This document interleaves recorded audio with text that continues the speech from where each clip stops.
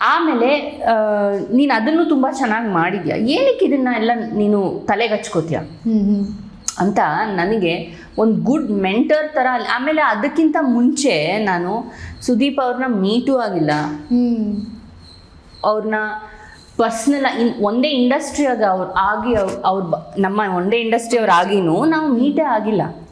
ಒಂದು ಸಲ I think ನಾನು ತುಂಬ ಚಿಕ್ಕವಳಿದ್ದೆ ಅವಾಗ, I think I was in school. ನಮ್ಮ ಆರ್ ಟಿ ನಗರಲ್ಲಿ ಮನೆ ಇತ್ತು ಅವಾಗ. ಸೊ ಅವಾಗ ಅವ್ರಿಗೇನೋ ತೊಂದರೆ ಆಗಿತ್ತು ನಮ್ಮ ಒಬ್ರು ವೆರಿ ಬಿಗ್ ಹೀರೋಯಿನ್ ಜೊತೆ ಇಂಡಸ್ಟ್ರಿ. ನಾನು ಯಾರಂತ ಹೇಳಕ್ ಇಷ್ಟಪಡಲ್ಲ, ಎಲ್ರಿಗೂ ಗೊತ್ತಿರುತ್ತೆ ಅದು ಯಾರಂತ.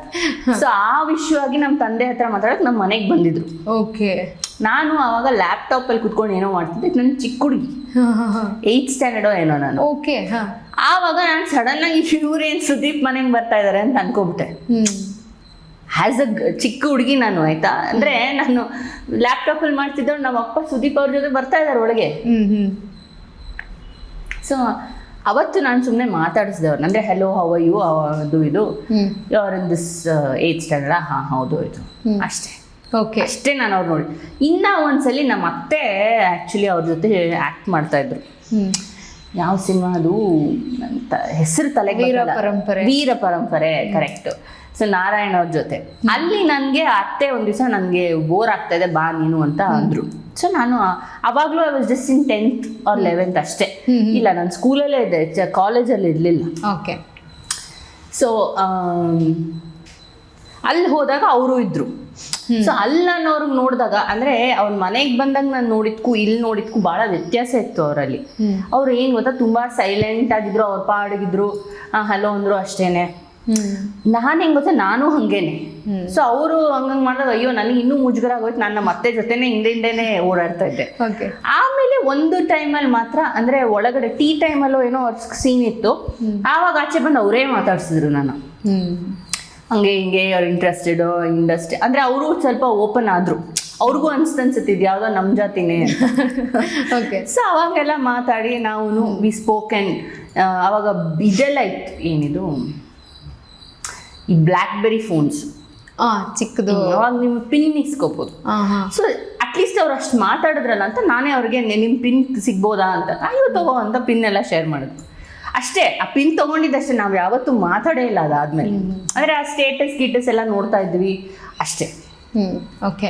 ಅದಾದಮೇಲೆ ನಾನು ಅವ್ರನ್ನ ಆ್ಯಕ್ಚುಲಿ ಮೀಟ್ ಮಾಡಿದ್ದೆ ಬಿಗ್ ಬಾಸ್ ಮನೆಯಲ್ಲಿ. ಸೊ ನಮಗೆ ಒಂದು ಚಿಕ್ಕ ಈ ಥರ ಇದಾಗಿದೆ ಹೊರತು ಯಾವತ್ತೂ ಇನ್ನೊಂದ್ಸಲಿ ಆ್ಯಕ್ಚುಲಿ ಮೀಟ್ ಆಗಿದ್ರು. ಇದು ನನಗೆ ಸಡನ್ನಾಗಿ ನೆನಪಾಯ್ತು ಈಗ. ಅಂದರೆ ಇದು ಯಾವತ್ತೂ ನಾವು ಪರ್ಸ್ನಲ್ ಆಗಿ ಗೊತ್ತಾಗಿ ಮೀಟ್ ಆಗಿರೋ ಅಂಥದ್ದಲ್ಲ, ಆಕಸ್ಮಿಕವಾಗಿ ಆಗಿರೋ ಅಂಥ ವಿಷಯಗಳು. ಸೊ ನಾನು ರಗಳೆ ವಿತ್ ರಿಷಿಕಾ ಮಾಡ್ತಾ ಇದ್ದೆ. ಹಾಂ ಹೌದು, ಆವಾಗ ನಮಗೆ ಒಂದು ಕಾಮನ್ ಫ್ರೆಂಡ್ ಇದ್ದಾರೆ, ಅಂದರೆ ಪಮ್ಮಿ ಅಂತ. ನಮ್ಮ ಇವರು ಪ್ರವೀಣ್ ಕೊಲ್ಲಾ ಪ್ರವೀಣ್ ಅಂತ ಅವ್ರ ಹೆಸರು. ಸೊ ಅವರು ನನಗೆ ಇನ್ನೊಂದು ನನ್ನ ಫ್ರೆಂಡ್ ಇದ್ದಾಳೆ, ನಾನು ಅವಳು ಅವ್ರಿಗೆ ಕಾಮನ್ ಫ್ರೆಂಡ್. ಸೊ ಹಂಗಿಂದ ಗೊತ್ತಾಗಿದ್ದಿತ್ತು. ಸೊ ಅವ್ರದ್ದು ಬರ್ಡೇ ಇತ್ತು.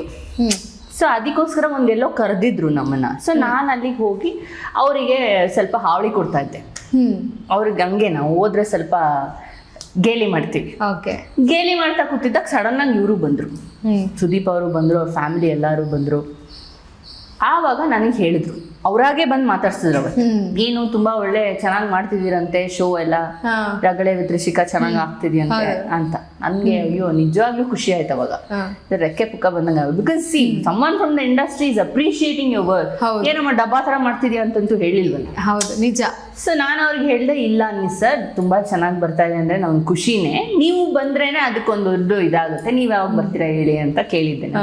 ಇಲ್ಲ ಮಾಡಿ ಬರ್ತೀನಿ, ನಾನು ಕ್ಲೋಸಿಂಗಿಗೆ ಬರ್ತೀನಿ ಅಂತ ಅಂದಿದ್ರು.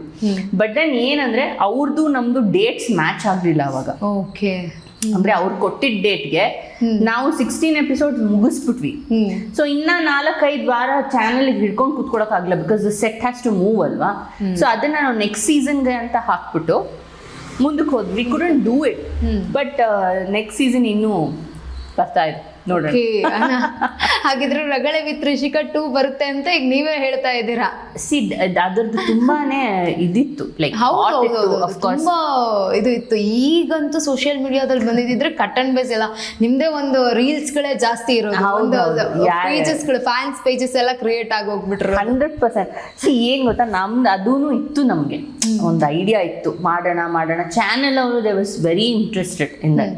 ಬಟ್ ಏನು ಗೊತ್ತಾ, ನನಗೆ ಅದು ಮಾಡಿದ್ಮೇಲೆ ಮತ್ತೆ ಹೇಗೆ ಡಿಫ್ರೆಂಟ್ ಆಗಿ ಮಾಡೋದು ಅಂತ ಅಂಡರ್ಸ್ಟ್ಯಾಂಡ್ ಆಗಲೇ ಇಲ್ಲ. So it is on me, ನಾನೇ ಬೇಡ ಅಂತಾನೆ ಹೋಗಿದ್ದು. ಏನಕ್ಕೆ ಇವಾಗ ಮಾಡಿದ್ರೆ I think it will have a lot of ಇದು. ಯಾಕಂದ್ರೆ ಆ ಟೈಮಲ್ಲಿ ಇಮಿಡಿಯೇಟ್ ಸೀಸನ್ 2 ಮಾಡಿ ನಾವೆಲ್ಲರೂ ಕರ್ಸ್ಬಿಟ್ಟಿದ್ವಿ. ಇನ್ಯಾರನ್ನ ಕರ್ಸೋದು ಅಂದರೆ ಆರ್ಟಿಸ್ಟು ಟೆಕ್ನಿಷಿಯನ್ಸ್ ಮೇನ್ಲಿ ಮಾಡಿದ್ ನಾವು. ಸೊ ಈ ಫೋಕಸ್ ಇರೋವಂಥ ಎಲ್ಲಾರನ್ನೂ ನಾವು ಕರ್ಸಾಗಿತ್ತು. ಆ್ಯಂಡ್ ನನಗೊಂದು ಬಾಂಧವ್ಯ ಇರಬೇಕಿತ್ತು, ಅವಾಗ ಮಾತ್ರ ನಾನು ಕರ್ಸ್ತಿದ್ದೆ ಸೆಟ್ಟಲ್ಲಿ. ಸೊ ಇಲ್ಲ ಅಂದರೆ ಏನಾಗುತ್ತೆ ಗೊತ್ತಾ, if I don't know them much I can't speak about the personal life. ಆಮೇಲೆ ಅವ್ರಿಗೆ ನನ್ನ ಮೇಲೆ ಒಂದು ನಂಬಿಕೆ ಇರಲ್ಲ. ನಾನೊಂದು ಆಂಕರ್ ಆಗಿ ಅಲ್ಲಿ ಕೂತಿರ್ಲಿಲ್ಲ, ಒಂದು ಫ್ರೆಂಡ್ ಆಗಿ ಕೂತ್ಕೊಂಡಿದ್ದೆ. ಸೊ ಎಲ್ಲರೂ ನನಗೆ ಫಸ್ಟ್ ಕೇಳ್ತಿದ್ರು, ಅಮ್ಮ ನೀನು ಅದು ಇದು ಕೇಳ್ಬಿಡ್ಬೇಡ ಅಲ್ಲಿ, ಅಯ್ಯೋ ಏನು ಕೇಳಲ್ಲ ಬಾ, ನಿಮ್ಗೆ ಇಷ್ಟ ಆಗದೆ ಹೇಳು, ಆಮೇಲೆ ಎಡಿಟ್ ಮಾಡು ಇಡ್ತೀವಿ ಅಂತ. ಸೊ ಆ ಥರ ಒಂದಿತ್ತು. ಇಟ್ ವಾಸ್ ನಾಟ್ ಲೈಕ್ ನಾವೇನೋ ಒಂದು ಹೇಳಕ್ ಹೋಗಿ ಅದನ್ನ ನಾವು ಕಾಂಟ್ರವರ್ಸಿ ಮಾಡೋದು ಆ ಥರ ಎಲ್ಲ ಇಲ್ವೇ ಇಲ್ಲ. ಇನ್ಫ್ಯಾಕ್ಟ್ ರಾಗಿಣಿ ಬಂದಿದ್ಲು ಅಂತ, ಅವಳಿಗೆ ಈ ಇಂಡಸ್ಟ್ರಿಲಿ ತಡಿಯಕ್ಕಾಗೋದು ನನ್ನೊಬ್ಳಿಂದಾನೆ, ಅಂದ್ರೆ ಆಸ್ ಅ ಫ್ರೆಂಡ್ ಇದು ಅವಳಿಗೂ ಗೊತ್ತು. ಆ್ಯಂಡ್ ನಾವು ತುಂಬಾ ಬೆರ್ತಿದ್ದೀವಿ, ಅಂದ್ರೆ ಕಳ್ಳ ಮಳ್ಳ ಸುಳ್ಳ ಟೈಮಲ್ಲಿ ಶೂಟಿಂಗ್ ಅಲ್ಲಿ ಆಗಿರ್ಬೋದು, ಇಲ್ಲ ಅವಳು ನಮ್ಮ ಅಣ್ಣನ ಸಿನಿಮಾದಲ್ಲಿ ಶೂಟಿಂಗ್ ಟೈಮಲ್ಲಿ ಆಗಿರ್ಬೋದು, ಮೆಟ್ ಅಂಡ್ ಆಲ್ ದಟ್. ಆ್ಯಂಡ್ ನಮ್ಮ ಅಣ್ಣಂಗೂ ಒಂದು ಫ್ರೆಂಡ್. ಹೌದು. ಸೊ ಅಲ್ಲಿ ಇಲ್ಲಿ ಮೀಟ್ ಆಗಿದ್ದೀವಿ. ಸೊ ಅವಳು ನಮ್ಮ ಶೋಗೆ ಬಂದಾಗ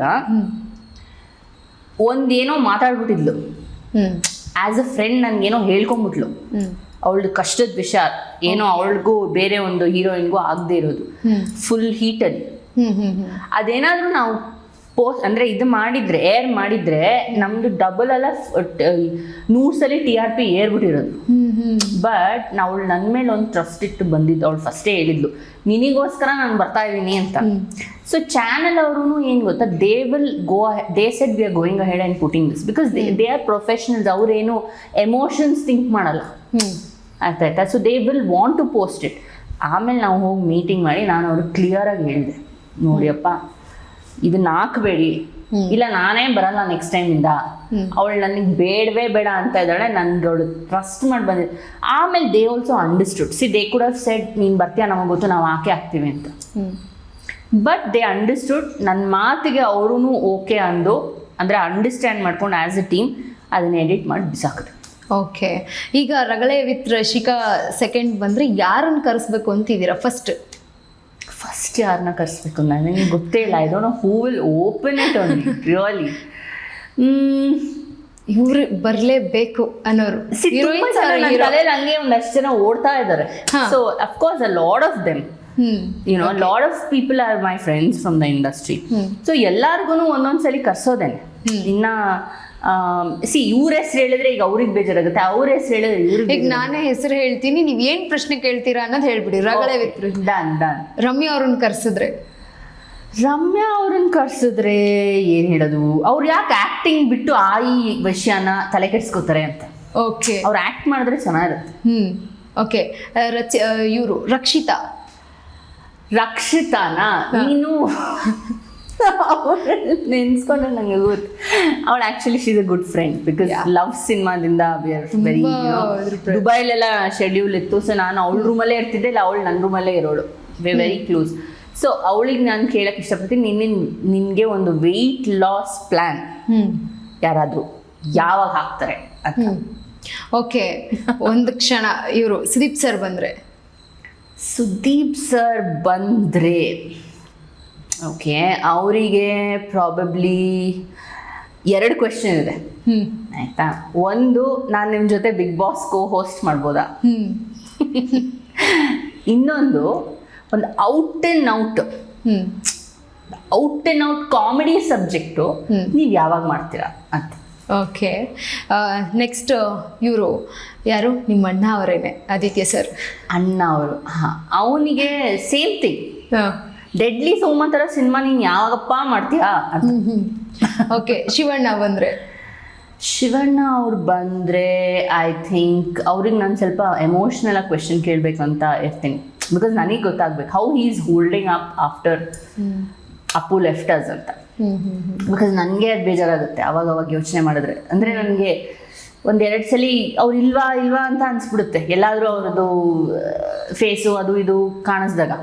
so I want to ask him how he is holding up with that ಅಂತ. ಲಾಯರ್ ಜಗದೀಶ್ ಬಂದರೆ? ಲಾಯರ್ ಜಗದೀಶ್ ಬಂದರೆ ಐ ಥಿಂಕ್ ಪಾಪ ಅವ್ರಿಗೆ ನಾನು ಏನು ಕೇಳ್ತೀನಿ ಗೊತ್ತಾ, ಎಲ್ಲರಿಗೂ ಈ ರೌಡಿಗಳಿಗೆ ಅವ್ರಿಗೆ ಎಲ್ಲರಿಗೂ ಫಾರ್ಗಿವ್ ಮಾಡಿ ಬೇಗ ಸೆಂಟೆನ್ಸ್ ಕಡಿಮೆ ಮಾಡ್ತೀರಾ. ನಮ್ಮ ಸಿನಿಮಾದವ್ರಿಗೆ ಯಾಕೆ ಮಾಡ್ತಾ ಇಲ್ಲ, ಬೇಲ್ ಯಾಕೆ ಕೊಡ್ತಿಲ್ಲ?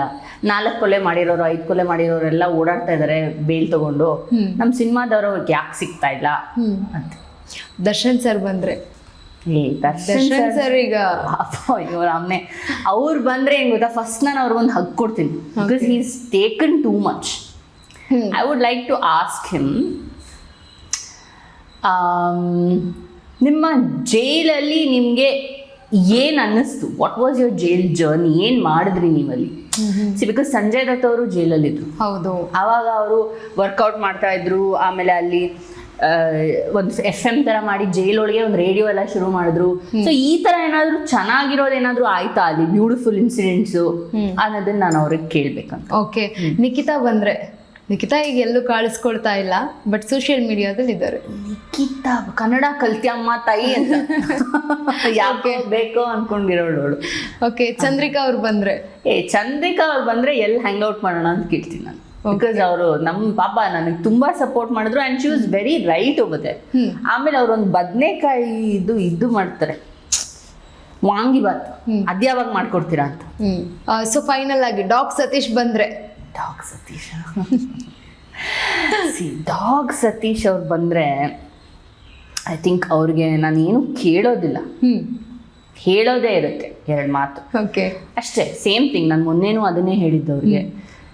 ಯಾವ ಡಾಗ್ ಆದ್ರೂ ನಮಗೆ first of all I love dogs ಆಯ್ತಾ. ನನಗೆ ನಾನು ಅಂದರೆ ನಾಯಿ ಅಂದರೆ ನಾನು. ಯಾಕಂದ್ರೆ ನನಗೆ ನಿಯತ್ತು ಭಾಳ ಇಂಪಾರ್ಟೆಂಟು. ನಾನು ನಾಯಿಯಿಂದ ಕಲ್ತಿರೋದು ಏನು ಗೊತ್ತಾ, ಅದು ನಿಯತ್ತದು. ನೀವು ಇವತ್ತೊಂದು ಬಿಸ್ಕೆಟ್ ಹಾಕ್ಬಿಟ್ಟು ಹೋಗಿ 10 ವರ್ಷ ಆದ್ಮೇಲೆ ಬಂದರೂ ನಿನ್ನನ್ನು ರೆಕಗ್ನೈಸ್ ಮಾಡಿ ಬಾಲಲ್ಲಾಡ್ಸುತ್ತೆ ನಿಮಗೆ. ಆಮೇಲೆ ಏನು ಗೊತ್ತಾ, ಜೀವನದಲ್ಲಿರೋ ಎಲ್ಲ ನೋವು ಅದು ತಗೊಳುತ್ತೆ. ನೀವೊಂದು ನಾಯಿ ಸಾಕ್ಬಿಟ್ಟು ಆಚೆ ಏನೇನೋ ಆಗಿರುತ್ತೆ ನಿಮ್ಗೆ XYZ ಆಯ್ತಾ, ಮನೆಗೆ ಹೋದ್ರೆ ಅದು ನಿಮ್ನ ಇಷ್ಟು ಚೆನ್ನಾಗಿ ನೋಡ್ಕೊಳುತ್ತೆ, ಒಂದಿಷ್ಟು ಲವ್ ಕೊಡುತ್ತೆ. ಆ ಕ್ಯಾರೆಕ್ಟರಿಸ್ಟಿಕ್ಸ್ನೆಲ್ಲ ದಯವಿಟ್ಟು ನೀವು ಡಾಗ್ ಅಂತ ನೀವು ಹೆಸರಿಗೆ ಸೇರಿಸ್ಕೊಂಡಿದ್ದೀರಾ. ಆ ಡಾಗ್ ಅಂತ ಇಟ್ಕೊಂಡಿದ್ದಕ್ಕೆ ಅವ್ರ ಡಾಗೇ ಆಗಿದ್ದಾರೆ. ಓಕೆ, ಅಂದ್ರೆ ಅಷ್ಟು ನಿಯತ್ತು, ಅವ್ರಿಗೆ ಅಷ್ಟು ಫ್ಯಾನ್ಸು. ಡಾಗ್ ಅಂತ ಯಾರಾದ್ರೂ ಸೇರಿಸ್ಕೊಂಡಿದ ತಕ್ಷಣ ಆ ಡಾಗಿಗೆ ಮರ್ಯಾದೆ ತೆಗಿಬಾರ್ದು. ನಿಯತ್ತಿಟ್ಕೊಳ್ಳಿ ಆಯ್ತಾ. ನಿಮಗೆ ಮಾಡಿರೋರ್ನ ಯಾವತ್ತೂ ಈ ತರ ಬಿಗ್ ಬಾಸ್ ಹಿಸ್ಟ್ರಿಲೇ ಆಗಿಲ್ಲ. ಯಾರೋ ಹೋಗ್ಬಿಟ್ಟು ಬಂದು ಮಾಡ್ದವ್ರಿಗೇನೆ ಸುದೀಪ್ ಅವ್ರಿಗೇನೆ ಉಗಿದ್ಬಿಟ್ಟು ಹೋಗಂಗೆ. ಹೌದು.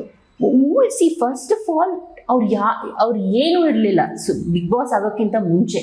ನಮ್ಗಂತೂ ಅವ್ರು ಯಾರು ಅಂತಾನೆ ಗೊತ್ತಿಲ್ಲ ಮತ್ತೆ ಆಯ್ತಾ. ಈಗ ಒಳಗಡೆ ಇದ್ಮೇಲಂತೂ ಅವ್ರು ಏನೂ ಮಾಡ್ಲಿಲ್ಲ. ನೀವು ಅವ್ರ ಹತ್ರ ಬಾಲ ಅಲ್ಲಾಡ್ಸ್ಕೊಂಡು ಹೋಗಿದ್ದು. ಓಕೆ, ಇಲ್ಲ ಅಂದಿದ್ರು ಹೋಗ್ತಿದ್ರ ನೀವು? ರೈಟ್. ಸುದೀಪ್ ಅವ್ರ ನಂಬರ್ 1 ನಂಬರ್ 2 ನಂಬರ್ 3 ಅದು ವಿಷಯ ಅಲ್ಲ. ಸುದೀಪ್ ಅವ್ರೊಂದು ದೊಡ್ಡ ಜಾಗದಲ್ಲಿ ಇದ್ದಾರೆ, ನಂಬರ್ 1 ಆಗಿದ್ದಾರೆ. ನಮ್ಗೆಲ್ಲ ಏನಂತಂದ್ರೆ ಅವ್ರ ಫ್ಯಾನ್ಸ್ಗೆ ಅವ್ರ ನಂಬರ್ 1 ತಾನೆ. ಓಕೆ, ಕರೆಕ್ಟಾ? ನಂಬರ್ 1 ಪೊಸಿಷನ್ಸ್ ಅಲ್ಲಿ ಯಾವ್ಯಾವ ಹೀರೋ ಇದಾರೆ ಅವರು ಅದೇ ಪೊಸಿಷನ್ ಅಲ್ಲಿ ಇದಾರೆ ತಾನೆ. ಇನ್ನೇನ್ 10 ಅಲ್ಲಿ ಇದಾರ? ಅದನ್ನ ಗೂಗಲ್ ಅಲ್ಲಿ ಯಾರು ಹಾಕಿಸ್ಕೊಳಲ್ಲ. ಇದನ್ನ ನಾನು ಕ್ಲಿಯರ್ ಆಗಿ ಹೇಳ್ತೀನಿ. ಕೊಂಬು ಇದೆಯೋ ಇಲ್ವೋ ನನಗೆ ಗೊತ್ತಿಲ್ಲ, ಬಟ್ ಕೊಂಬು ಬರೋ ತರ ಮಾಡಬೇಡಿ, ಆಮೇಲೆ ಅದರಲ್ಲೇ ಹಾಯ್ದು ಬಿಡ್ತಾರೆ. ಸೂಪರ್. ಸೊ ಮೇಡಮ್, ಫೈನಲ್ ಆಗಿ ನೀವು ಹೇಳ್ತಾ ಇದ್ರಿ ಟ್ರೀಟ್ಮೆಂಟ್ ಕೊಡ್ತಾ ಇರುವಂತ ಡಾಕ್ಟರ್ ಮೇಲೆ ಕ್ರಶ್ ಆಗಿತ್ತು ಅಂತ. ಮದುವೆ ಬಗ್ಗೆ ಏನಾದ್ರು ಆಲೋಚನೆ ಇದೆಯಾ? ಓ ಮೈ ಗಾಡ್, ಹಂಗೆ ಟ್ರೀಟ್ಮೆಂಟ್ ಪಾಪ ಅವ್ರ ಮೇಲಲ್ಲ, ನೈಸ್ ವೇ. ಅವ್ರಿಗೂ ಮದ್ವೆ ಆಗಿದೆ. ನನ್ನ ಫ್ರೆಂಡ್ ಕಸಿನ್ ಅವ್ರ ಮದ್ವೆ ಆಗಿರೋದು ಆಯ್ತಾ. ನಮ್ಗೆ ಯಾವ ತರ ಕ್ರಶ್ ಆಗಿದ್ದು ಅಂದ್ರೆ, ಒಂದು ಅವ್ರು ನಮ್ಮನ್ನ ತುಂಬಾ ಪ್ರೀತಿಯಿಂದ ನೋಡಿದ್ರು. ಸಿ ನಮ್ಗೊಂದು ಫ್ರೆಂಡ್ಸ್ ಆದಾಗ್ಲೂ ಒಬ್ಬೊಬ್ಬರ ಮೇಲೆ ಕ್ರಶ್ ಆಗೋದು ಗೊತ್ತಾ, ಲವ್ ಅಂತ ಅಲ್ಲ, ನಂಗೆ ಇವ್ರು ತುಂಬಾ ಇಷ್ಟ ಆದ್ರಪ್ಪ, ದಿನ ಇವ್ರ ಜೊತೆ ಹ್ಯಾಂಗ್ ಔಟ್ ಮಾಡೋದು, ಅಥವಾ ಇವ್ರು ಬಂದ್ರೆ ನಂಗೆ ಖುಷಿ ಆಗುತ್ತೆ. ಹೌದು. ಅವ್ರ ನೋಟದಲ್ಲಿ ಒಂದು ಕೆಲವೊಬ್ರು ಡಾಕ್ಟರ್ ಆ ರೀತಿ ಫ್ರೆಂಡ್ಲಿನೆಸ್ ಇದ್ ಮಾಡ್ತಾರೆ, ತೋರಿಸ್ತಾರೆ. ಅಂಡ್ ನನಗೆ ಹೆಂಗಂದ್ರೆ ಒಂದು ತಾಯಿ ನೋಟನು ಕಾಣಿಸ್ತು ಅವ್ರದ್ದು. ಹೌದು. ಸೊ ಕ್ರಶ್ ಅಂತಂದ್ರೆ ಒಂದು ನೈಸ್ ಕ್ರಶ್, ಒಂದು ರೋಗಿಗೂ ಪೇಷಂಟ್ಗೂ ಇರೋ, ಐ ಮೀನ್ ರೋಗಿಗೂ ಡಾಕ್ಟರ್ಗೂ ಇರೋ ಅಂತ ಒಂದು ಕ್ರಶ್ ಅದು. C I am waiting for the right person. Okay, good. ಆಯ್ತಾ? ಎಸ್. ಸಿ ಹಿಂದೆ ಒಂದು ಯಾರನ್ನೋ ಒಬ್ರನ್ನ ನಂಬಿ ಸಿ ಅವರು ಇಷ್ಟು ಎಲ್ಲ ಆದ್ರೂ I don't want to disrespect anyone, ಆಯ್ತಾ? ಸೊ ಆ ಪಾಯಿಂಟ್ ಅಲ್ಲಿ ನಾನು ಮುಂದಕ್ಕೆ ಹೋಗಿ ಇನ್ನೇನೆಲ್ಲ ಒಳ್ಳೇದಾಗಬೇಕು ಅಂದಾಗ it didn't work out. God had different plans for me and him. So ನಾನೇನು ಹೇಳಕ್ಕೆ ಇಷ್ಟಪಡ್ತೀನಿ ಅಂತ, ಹಂಗೊಂದು ನನಗೆ ಬ್ರೇಕ್ ಹಾಕಿದಾಗ ಈಗ ನಾನು ಮುಂದಕ್ಕೆ ಹೋಗೋದ್ರಲ್ಲಿ he has to be the right one. Like ಇವನೇ, ಬೇರೆ ಇಲ್ಲ ಅಂತ ನನಗೆ ಗೊತ್ತಾಗಬೇಕು ಫಸ್ಟ್. ಆಮೇಲೆ ಈ ದಿಲ್ ತೋ ಪಾಗಲ್ ಹೈ ಮೂವಿ ನೋಡಿದ್ದೀರಾ ನೀವು? ಇಲ್ಲ. ದಿಲ್ ತೋ ಪಾಗಲ್ ಹೈ ನೋಡಿ ಒಂದ್ಸಲಿ. ಅದರಲ್ಲಿ ಹೇಳ್ತಾರೆ ಅಂದ್ರೆ ಜಬ್ वो सामने आएगा तो वो तुम्हें बताएगा ಅಂತ. ಓಕೆ.